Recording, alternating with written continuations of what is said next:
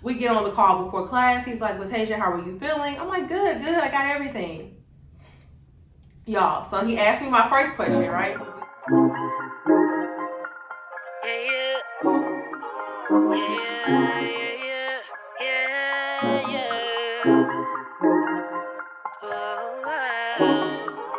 Hi guys, welcome back to my channel. So I'm finally filming the Q&A video that I promised you guys like a month ago. I guess the video that you saw before this was my first week of law school. It's actually like the third week of law school now, so definitely in better spirits or whatever. But I think I have like, I don't even know, maybe it's a lot of questions. So let me go ahead and get started with the questions. Don't forget to like, comment, and subscribe. I'm going to go through all of these, give you guys my honest answers. I didn't really read the questions beforehand, so you're going to get like my, first thoughts or whatever. But yeah, like, comment, subscribe, and I'll go ahead and get started with the Q&A.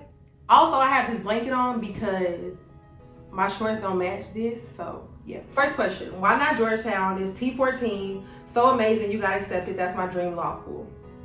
So I think I talked about this like in my my law school announcement video or whatever, but pretty much for me, like Georgetown just didn't fit my needs personally. Like since I want to do entertainment law, I think UCLA was the best choice. Also, I just feel like LA was a better choice for me. So that's like my honest answer. I mean, nothing is wrong with Georgetown. Definitely a good school. It is T14. I mean, UCLA is only 15 though, so I don't feel that bad about it. But yeah, that's my answer. It just wasn't a good fit for me. Next question, how do law students actually pay for rent their first year if you are not allowed to work? So most people take out loans. Like, so for example, I had somebody ask me this in a comment on one of my videos too, but pretty much how it works is that, like, let's say your school's cost of attendance is like $95,000. Well, your tuition is only $55K. So they like allot the other $40K for like your living expenses and stuff. So like they'll say like, this is how much we think rent costs. This is how much we think your insurance will cost. This is how much we think your groceries will cost. And they'll allow you to take out that amount in loans as long as you're like, as long as your family situation allows for that. Of course, the amount you can take out in loans is kind of dependent on like your family's income, your income, so keep that in mind too. Some people aren't able to take out the full amount in loans because the school expects you to be able to contribute some or your family to be able to contribute some, so keep that in mind. But yeah, overall, most people pay with their loans. They pay with loans, they pay with money they saved, they pay with, like, some people work while they're in school. I don't know, like, how many people think they'll be able to do that? I would say so far though, I don't see how I would be able to work. I guess like some people may consider this a job, but like I don't see how you would be able to work like 40 hours a week unless you do part-time. People do definitely do part-time though. But yeah, you pay for law school, your bills, everything with loans, more than likely. So just prepare for that. And you really want to try to do like federal loans. Private loans go into like a whole different thing that can cost you more money overall. The interest rates are different. The process is different. So yeah, most people pay with federal loans. Next question is, if public speaking anxiety was ever an issue for you, how did you overcome it? So I don't know if I necessarily ever had like public speaking anxiety. I don't like to talk like out loud though, you know what I mean? Like I don't like it, but I don't know if I can say I really had an anxiety. I wouldn't want to label it that. I don't know, that's kind of unfair to people that really struggle from it. So I wouldn't say I ever had an anxiety. But I would say like, this is so stupid. But like, I kind of just like, if I'm in a room full of people, I kind of just like don't look at them. Like like right now, if this is them in front of me, I would just like start looking over here. I would just like not, I don't know, I would be like making eye contact but not really looking at them. I don't know how to explain it. You just can't look at anybody because as soon as you look at somebody, it completely throws your like train of thought off. I know somebody gets what I'm saying. Like I just try to just like talk and like focus on something in the room. That's what I would do. Or also, if you practice what you say beforehand, like even for like class, for cold calling, let's say you really don't know like what to say. I say this, but hold on, let me give y'all a side note, a little story in here. So I got cold called, right? I'm going to answer your question, but let me tell you guys this story because I think it's also beneficial. So I got cold called in class. Keep in mind, in this class, the professor actually sends out a list and tells you what day you're going to be cold called. And then he also says, come to class 10 minutes before and we'll talk about any questions you may have on your cold call day. So it's my day. I'm like the second day of cold calling. It's myself and two other individuals. We get on the call before class. He's like, Latasia, how are you feeling? I'm like, good, I got everything.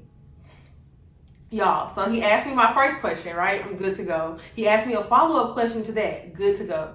Then he asked me another question, but he worded it in a way I completely was just like, what? Like, what happened? He completely just completely ruined my whole train of thought, to the point that when he asked me, I was just like, oh, I thought you were going to ask me something else. I don't have that answer right now. And he was like, oh, I can come back to you for that other question. And I was just like, yes, please.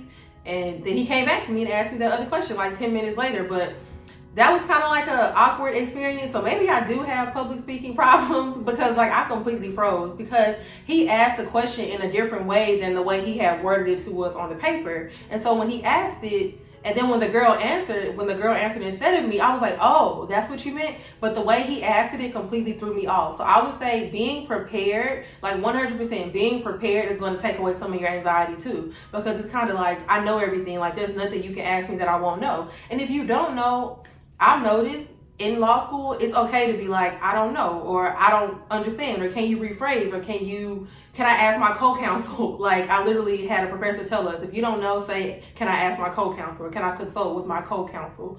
So I don't think it'll be that bad. I think also you'll get used to it, because you'll realize that everybody's kind of scared to speak up. Everybody has a lot of questions. No questions are dumb questions.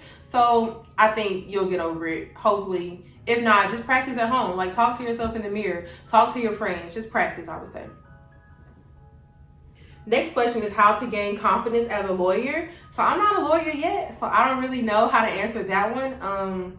I would just say, though, how to gain confidence in general, though, it's just when you know what you're talking about, you're naturally going to be more confident. So that's kind of my response for that. Learn stuff, educate yourself, network, things like that, and you'll become more confident over time, I think. Okay, so 2 questions. First one is moving tips. It says, I'm job searching and planning to work while in law school. Are you working? So no, I'm not working myself. I think I mentioned that. Just because I think maybe the ABA says you can work 20 hours a week, I want to say. So I myself am not working. I mean, of course, I do YouTube. I'm coming out with my clothing line. I say that every video too, but COVID has just made everything crazy, y'all, but I promise it's coming. But no, I myself am not working. No, I'm not. Next question is also, how much did you spend on your Lsat prep with Brad? Give me an estimate. So I know his prices have changed, but so I did 2 hours a week for 7 weeks at $60 an hour. So 120 times 7. I can't do that right now, but yeah, that's how much I spent. So, but I honestly think his prices have went up. I'm not going to lie to you. I think they went up, because I tutored with him a year ago. I think they went up because he got a lot more clients. So I think his prices went up. So, oh, I skipped it. So next question was starting a business. I assume you just mean how to start a business. So I actually am going to do a video on how I started my entire merchandise line after I'm done with it. I can't give you guys a breakdown right now, because it's not up and running. It's not done. But I don't know how to answer that question. I think I would want to know what type of business. So yeah, DM me if you ask me that question. I won't say your name on here, but I'm pretty sure you guys remember. So if you ask me about starting a business, DM me, and I'll talk to you more about your business. Obviously, I'm not a business consultant, but I mean, with my MBA and stuff, I did learn stuff. I have did mock businesses and stuff, and then I did make my YouTube a business. I made my YouTube an LLC, also made my clothing line an LLC, so I can talk to you guys about that. But I really want to do it in a separate video, because I think it'll be more cohesive then. I don't have everything right now, so yeah, DM me. Next question is, how much undergrad involvement did you include on your law school resume? So everything, every single thing. So on my resume, it was kind of broken down into professional experience, and then I had a section for just other work I did while I was in school, I worked at Hardee's, I worked at Walmart, I babysat. All that was in a section. And then I had clubs and organizations. I had that in there, and I had stuff that I did since I graduated, and then I had stuff I did while I was in undergrad. So everything. Next question is, how did you How did you ensure the information provided in your personal statement was different than your diversity statement? So I didn't do a diversity statement, so I can't really answer that. But I can tell you for people that I've talked to though. People that I've talked to, they said their personal statement was more so like to speak about their accomplishments. And then their diversity statement was really saying like, I went through this is how it made me diverse. I'm Black, I'm queer, I grew up in this type of household.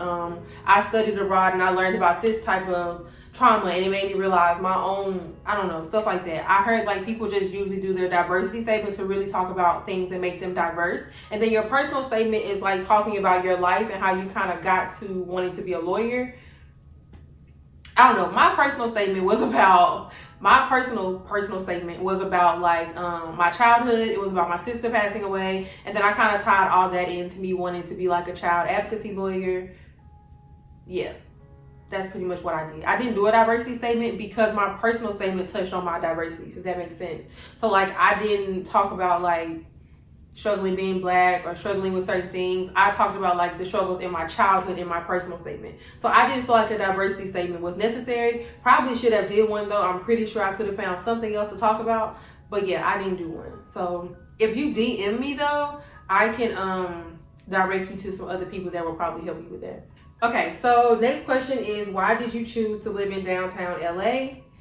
I don't know. I liked it. I was really deciding between like, I knew like for the type of apartment I wanted, I couldn't afford that in like Westwood, Beverly Hills, Brentwood, all those areas over there by like UCLA. So my next stop was like Culver City. I went to Culver City. I wanted to live somewhere that was super walkable too. Culver City is not walkable to me. Like in my opinion, it's not walkable. And then after that, I thought about living in West Hollywood. West Hollywood actually is kind of like more expensive than downtown LA. And also, I don't know if I like the apartments as much. So it was pretty much just like, I like the apartment. I like the fact that I could really walk around to get everywhere I need to go. It's not really that far from the school without traffic. I literally can get to like the school in like 20 minutes if, you know, there's no traffic. And then with traffic, I just wouldn't drive at that time. I would just plan my day out. So I don't know. I just really liked the area when I came to visit. Like I visited, how many times did I visit? However many times I came here, I came to downtown and I liked it. So yeah, 2 times, yeah. Okay. Why do you want to practice entertainment law? So I think that is just a good fit for me, but also keep in mind, like I want to do entertainment law, but I also am very much so invested in like child advocacy. Like I want to do a lot of pro bono work. I definitely want to help children out in every way I can. I plan on opening a community center one day. I plan on doing a lot of things in terms of like helping out children. So yes, I want to do entertainment law, but I want to do child advocacy as well. So we'll see how those group together. I'll keep you guys updated. But as far as entertainment law, I don't know. It's just interesting to me. I think that the fact that I can like work with entertainers, but also maybe like even within that, do labor and employment, do trademarks, do copyrights, do tax, do finance. It's just like I think a lot of people don't understand it. Like when you say entertainment law, which I didn't understand at first either, but entertainment law is not just like the glitz and glam of it. I don't think, like definitely it is that part, but also you get to do things that are like business oriented as well. Most of the things that entertainers need are business oriented. Their contracts, they need to make sure they're getting the, you know, like the right labor and employment types of things. Need to make sure that their stuff is trademarked, copyrighted. Need to make sure their taxes are all right. Need to make sure that their businesses are being run properly. So like, I think just with my MBA, it works out. But then also I do get like the glitz and glamour, but I do get to meet entertainers. I do get to, you know, travel. I do get to still kind of like have my YouTube and stuff. I don't know. I like the way that I can combine those two things, if that makes any sense. I like the fact that I can use my business mind, but also my creative mind. That's my thought process. Is that what entertainment law really is? I'll keep you guys updated. I don't know yet, but that's what I'm thinking. Okay, next question is, any advice for non-traditional pre-law students? So I was definitely non-traditional as well. I would say don't look at it as a disadvantage. I don't know how to say this, but like, I'm in classes with people that are a lot younger. Some of them, there's people that are older than me too. I mean, it's a mix for sure, but most of the people are younger, obviously. And you can tell the differences in age, even over Zoom. You can tell the differences in study methods. You can tell the differences in work ethic. You can tell the differences in just like life experiences. So I would say don't look at it as a negative for sure. I would say definitely don't look at it as a negative. I would say it's more than likely a positive for you. Take advantage of the things that you've learned, kind of apply those like to this process, and I think it'll help you out for sure. Also, just keep in mind, like, still network up, network down, network laterally, network horizontally, vertically, build your network. I would say that for sure too. Tips for picking the best school for you or deciding between schools. So I think, did I do a video on this? I may have done a video on this. So check my playlist or whatever, like the law school application playlist. But in terms of my advice right now, I would say pick a school that is good for you, not good for anybody else. I would say that's my biggest thing. Pick a school that is somewhere you will enjoy living. Pick a school that has like programs that interest you. Pick a school that has like a lot of classes that interest you too. Like I know for me, UCLA has so many entertainment law classes, it's ridiculous, like more than any other school. So I think look into that. Don't just look into like, you know, the general program. Look into, okay, now within this program, how many like classes do you have? How many clubs or organizations? How many like networking events do you have? How many other things do you offer me for the type of law I want to practice? Also, of course, think about tuition. Try to get as much scholarship as you can. But I would say just pick the school that feels right. Like I think for me, I knew what school to go to because it felt right. Like everything kind of lined up. So pick your school based off of that. Yourself, how you really feel, and what you really want out of your career and your life. Next question is, how did you stay motivated during the Lsat and application journey? I mean, every day I didn't, if we're being honest. I think though that you just got to keep thinking like, okay, this is what I really want. Like I know I want to be a lawyer, so you just keep going and going. And then also you realize that when you take the Lsat and you get the score you want, you never have to look at it again. And I think that motivated me. I was like, the sooner, the quicker I can be done with this test, I never want to look at the Lsat again, and I don't. When people ask me like, oh, can you like be like an Lsat tutor or something? I have no interest in doing that. I'm being honest. Like I will help you if you like. People DM me all the time with questions. I'll answer you, but like a tutor looking at the test every day, no, I don't want to do that. So I would just say, just keep in mind like, okay, I got to get this done. This is one step. This is a minor hurdle in where I'm trying to go. So just look at it that way, and you'll motivate yourself every day. And the days you're not feeling it, take a break. I think that was something too. Like you can't just keep like pushing yourself because then you'll end up resenting the test. So take a break when you need to take a break, and then pick it back up. And then just keep telling yourself, okay, I got to work to this test date. If I study as much as I know I need to, I'll take it one time, I'll get the score I want, and I'll be done with it. So that's what I would say. Next question is, going to grad school before law school. I'm assuming you mean like what I suggested. I will only suggest it if it's going to be beneficial to you. Like, I think I talked about this in my last Q&A too, but like, only if it's going to be beneficial to you. Like, are you going to grad school for, like, how does it link up to what you want to do in law school? Like, why are you going to grad school? That would be my biggest question. Is it going to help you? Is it more money? Is it free? If it's free and you don't mind the time, I will go.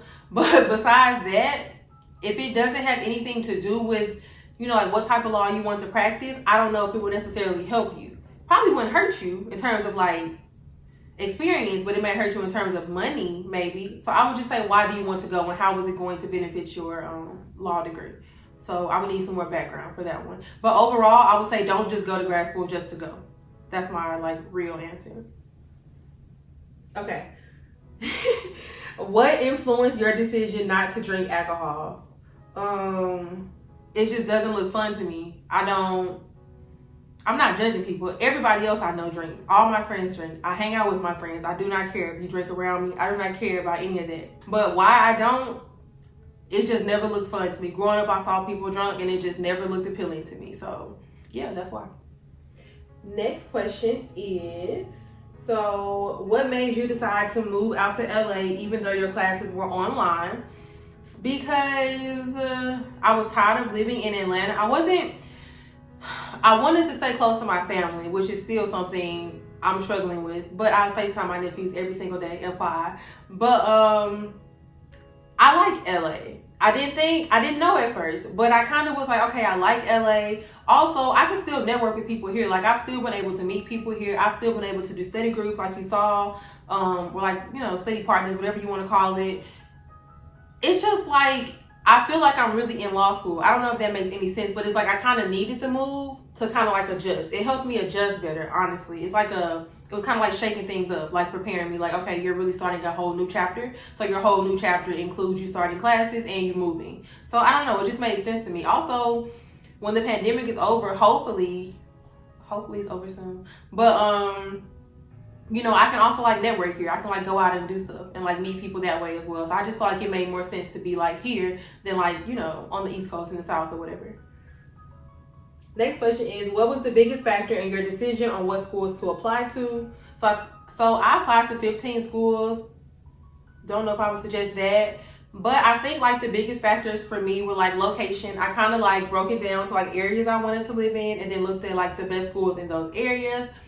Also thought about like which schools I could get into and get like full rides. So it's like people say like have like safety schools, reach schools, and like, what is it? Target schools, I guess. So like safety is like you're probably overqualified. Target, I'm assuming, is like, you know, you're right there on the numbers. And then reach is like, maybe I'm 25th for one thing. I don't really know. Maybe I'll get it, maybe I won't. So yeah, I kind of did it like that too.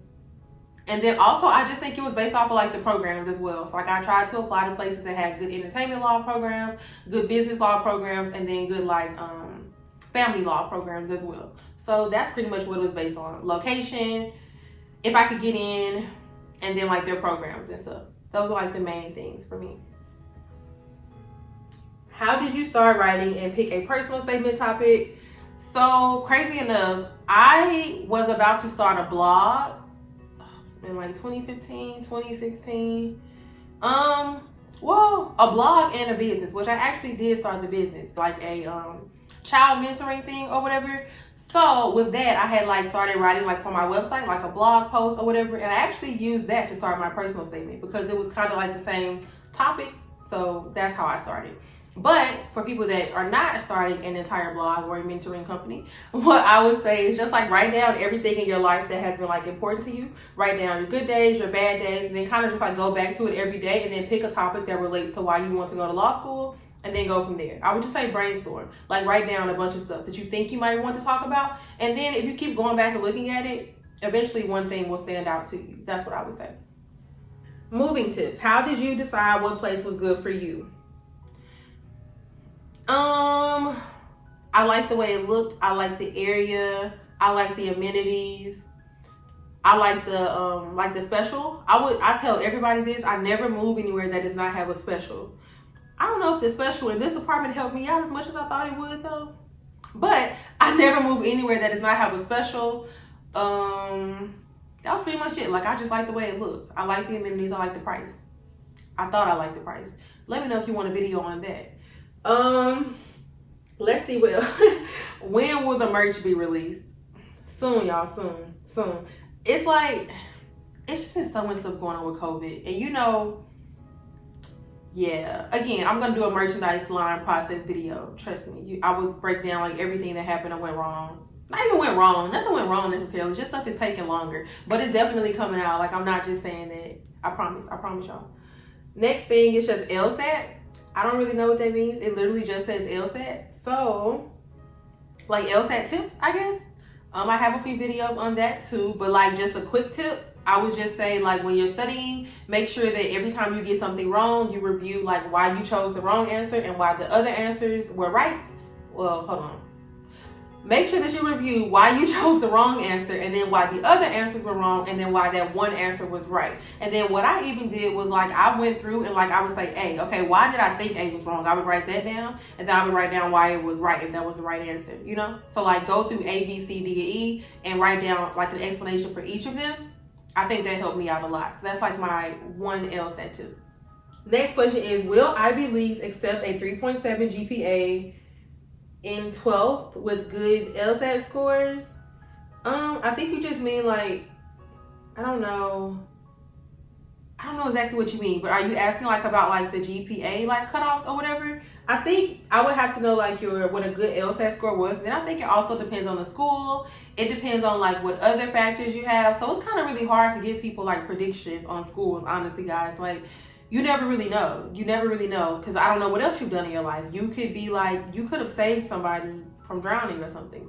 That can help your application out. So I don't know. It kind of really depends is honestly my answer. Let's see, what else? How long do I suggest studying for the LSAT? 3 months minimum, I would say. I would say 3 months minimum. Some people can do 3 months max, but I would say like 3 months. 3 to 6 months. I would say anything after that is pointless. Like, I don't remember anything. What did I do 6 months ago? You know, like 3 to 6 months, I would say for sure. Let's see what else. This question was so funny to me when I saw this. Would you say you get angry easily? You give off very calm vibes. So it's weird. I do get irritated quick, but then I get over things quick. It's kind of like I'll get aggravated with something, then I'm like, oh, okay, whatever. Let me go get me something to eat. I don't care anymore. You know, so like, but just like mad, like furious, no, I don't think so. I get irritated though, and then I'm just like, oh, okay, whatever. That was stupid. Like, you are really dramatic, Latasia. Calm down. Not that deep. So, nah. But I don't think my friends would describe me as calm. So that's funny.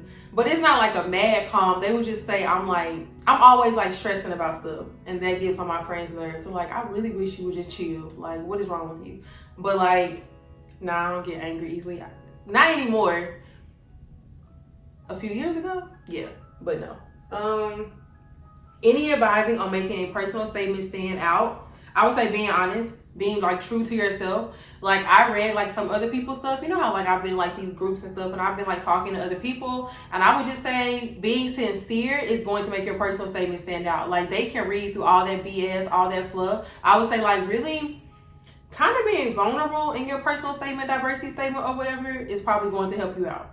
I would say don't just be like cliche. Don't write about your resume. Don't write about like typical stuff that everybody talks about. Write about yourself. Focus on you. Tell your story related to how you want to go to law school. And I think that stands out. Like, sincerity stands out. Next question. How do you reach out to students in the schools you're applying if you have any questions?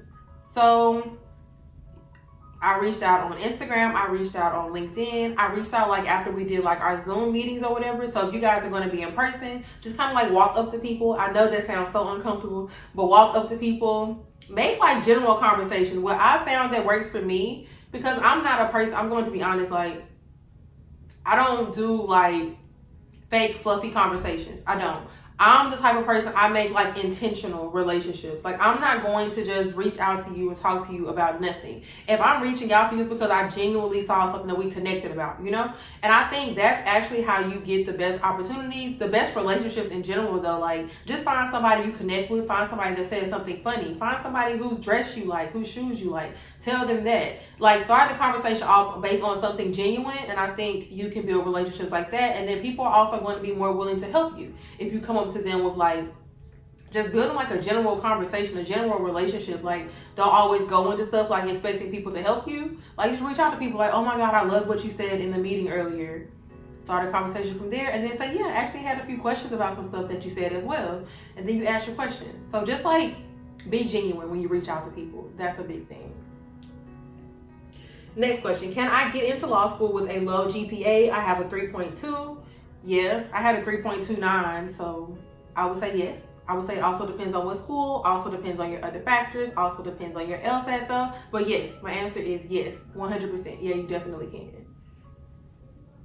Next question. How are you adjusting from working full-time to just school? I'll miss the paychecks.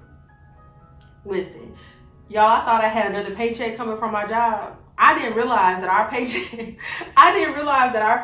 like when we get paid for the pay period we're in, not like behind. So yeah, I'm missing my paychecks too. But I don't know, you just adjust. You just have to, honestly and truly. You don't have a choice, so you kind of just do it, because it's not much else I can do. I mean, I can swipe my credit card, worst case scenario, but you kind of just adjust. You like prepare yourself mentally for it before it ever comes, honestly. So you'll adjust. Not saying I like it, but you'll adjust. Next question. This actually might be the last question. Tips on reviewing your LSAT prep notes. Write neatly. I know I'll talk about this in another video too, but like write neatly, because I struggle even like with my notes now in class, y'all. I'll go back and I'm like, what was I? What does it say? So write neatly for sure. Like I said, write down like for every answer choice, like why I was wrong, why I was right. I would do that for sure. Also, like kind of break it down by subject as well. Maybe choose days to study each subject. I would say something like that. If you have like a specific question about something you're struggling with, DM me though, because I don't really know how to answer that one either. I do have some other Lsat videos though, so maybe watch those too. Maybe that will help you. But yeah, that's the last question, guys. I don't really have much else to share. I'm trying to think if anybody has like DM'd me anything I wanted to talk about. I don't think so. I am about to go do some review for the week. It is Sunday when I'm filming this. You guys will see this on Thursday. I'm going to try my hardest, my best to give you guys 2 videos a week. I kind of thought about it and was like, if I do certain types of videos, I think I can make it work. No promises, y'all. No promises, but I think I can make it work. So you guys will see this on Thursday. And then I don't know about Sunday's video yet. I have 2 videos in mind. But yeah, if you guys have any other questions, anything like that you want to know, leave them down below. And yeah, that's pretty much it, y'all. I don't have anything else to say. I'm really trying to think though before I end the video. I don't think so. So yeah, like, comment, subscribe, all of that. I will see y'all in my next video. Bye, y'all.